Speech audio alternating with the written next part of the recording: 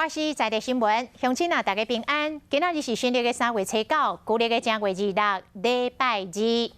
新闻的头一条来看，去年的7月，台中成东甲石湖两间中医诊所爆发着烟中毒的案件。后日3月11，法院要来召开着1审的法庭。受害者当中，年纪上细是一个只5岁阿妹啊。今仔日妈妈带着伊出面，这个目屎是干目钱。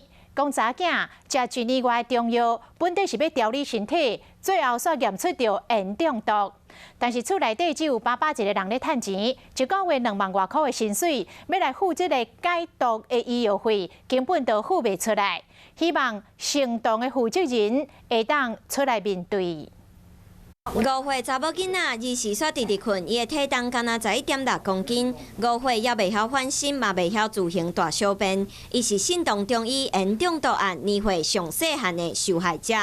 他脚也抬不起来，手也抬不起来，现在连翻身都不会，而且晚上经常都会没有办法睡觉。将来到底怎么样，我们很难想象。查某囡仔的妈妈讲，当时带查某囝去信东中医调身体，所以食年外药啊，无想到食到烟中毒。血液是34。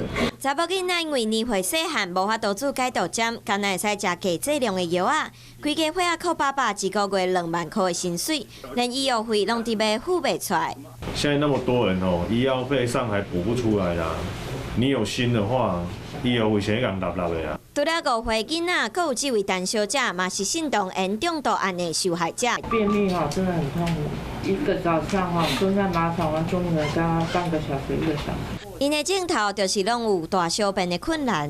张女生她的中毒的超标程度，其实已经达到法定程度的10倍。父母有反映说她经济状况的问题，所以我们也有居中请社会局进行协助。3月11号烟中毒案就要伫法院开1审的法庭来审查。台中市法制局讲，目前2间中医诊所的受害者总共减压30人，要求赔偿12亿。虽然拍官司要几啊年，不过也是替受害者争取赔偿。